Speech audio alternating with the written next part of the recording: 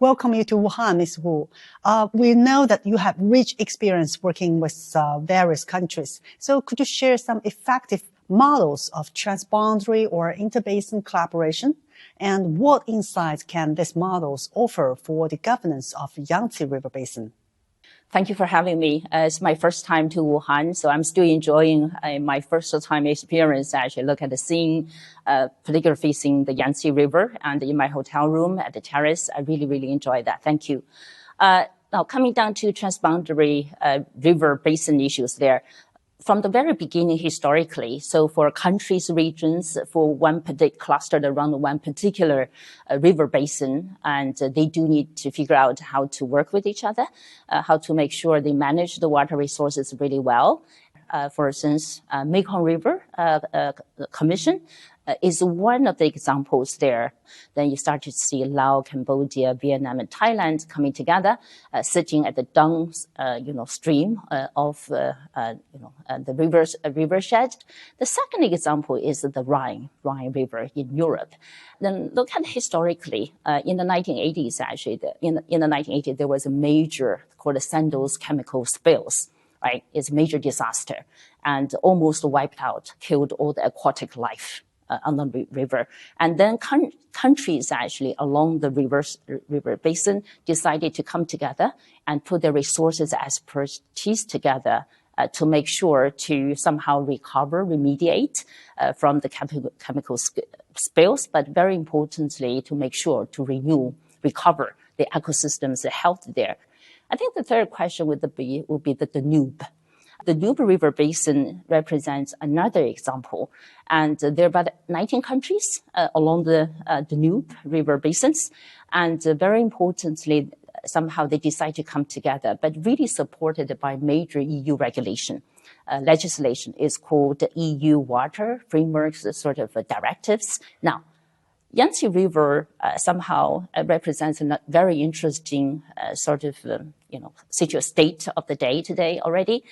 This is there's a Yangtze River protection law, which is the world's first basin-specific law, designated actually to protect the river basins there. So in that sense, it has already have a very solid legislative foundation. And on top of that, and just referring back to the three examples I just mentioned, and just imagining somehow we could build up, river basin-wide, digital platform, and so that we'll be able to get the 11 provinces and municipalities along the Yangtze River Basin come together to share information, right, and really employ the digital tools actually to enhance governance, enhance policy, and also public participation. I think that's going to be very interesting, actually, more powerful example. Yeah, we have to make more effort. Yeah. While we contemplate models of cooperation, looking to the future, we also need new tools. Digital technology is unlocking precisely these possibilities. A theme of this year's Great Rivers Forum is the sustainable development of river civilization in the digital and intelligent era. So how do you believe digital technologies like AI and big data will reshape this future management and the protection of water resources? In reality, we started to see very important applications of how the digital technology are playing their roles there. On one side, we start to see monitoring, real-life monitoring, and we call it early warning. If you look at Europe's Copernicus satellites, they trace, they track, and algal bloom, as well as actually the sediment flows, so that if something happened, actually, that will trigger immediate or faster response there. And, China as well, actually, is building, these digital platforms to monitor, real-life monitoring. So when we have data, information, and the knowledge, not just data information, but also knowledge, the AI modeling, for instance, will be able to really help decision makers, local communities, people actually to take, responsive, measures, actions in the situations of disasters, for instance, of flooding. Secondly, I think we call it smart resources management. That's pretty much common. And it's already a common practice for industrial players actually to do deploy smart wastewater management as well, and to prevent pollution and to recycle, reuse wastewater, and in the meantime to save water, to prevent waste, but also save water there. So on the third part, I think it's really, we started to see digital capability enhancing transparency and participation. So when we have access devices to access to information, data, even knowledge, so that people will be able to better participate actually in all dimensions, not only policy making, but also community level there as well. Yeah, good. We are living in the era of digitalization. Absolutely. Like it or not. We had to catch up as well.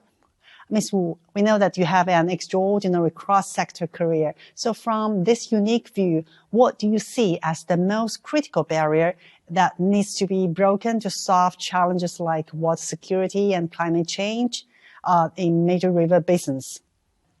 Today, actually, the biggest challenge or number one challenge will be the alignment, meaning we have to make sure, the policy, the finance, the institutions, and the innovations all coming together, or they move in the same direction.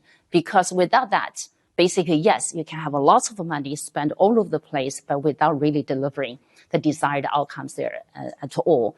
And if you look at the technology, we have many, many technologies there. But technologies themselves actually are, we call it a double-edged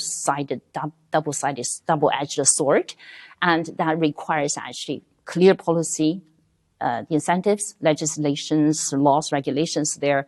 Besides that, I think there is also this value chain, industrial value chain part. Yeah, we have technologies. How do we make sure we turn those technologies into products and services, which is very important as well. And China, again, demonstrate another strong strengths in terms of, with the clear policy dimensions there, visions there, we have really built up the broadest ever industrial landscape there. I think the number basically said, if you look at UNIDO's, United Nations Industry Development Organization, they have this sort of statistics globally. They divided the industrial sector into 666 industrial sectors. When they're divided into different levels there, China is the only country on this planet that has all the industrial sectors actually in our hand, literally. Diagnosing these challenges calls for actionable solutions.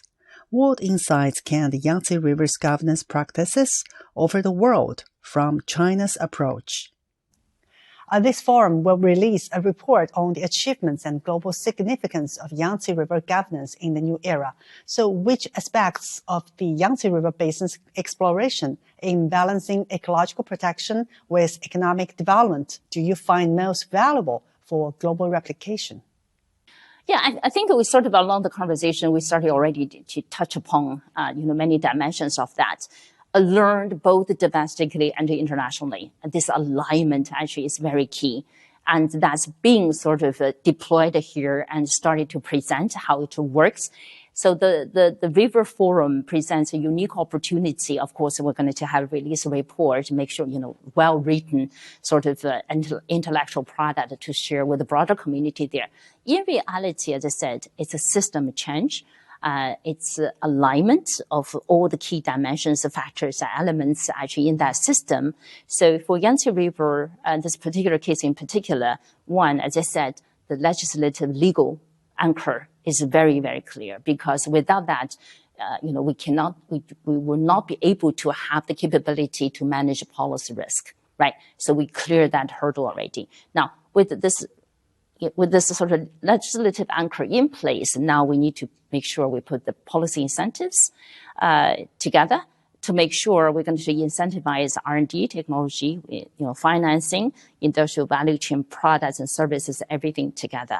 And that part actually is going to be more presented, actually showcased through the practice along the Yangtze Basin actually as well. Thank you very much for your kind suggestions and great insights. Yeah, my pleasure. Thank you very much. Thank you.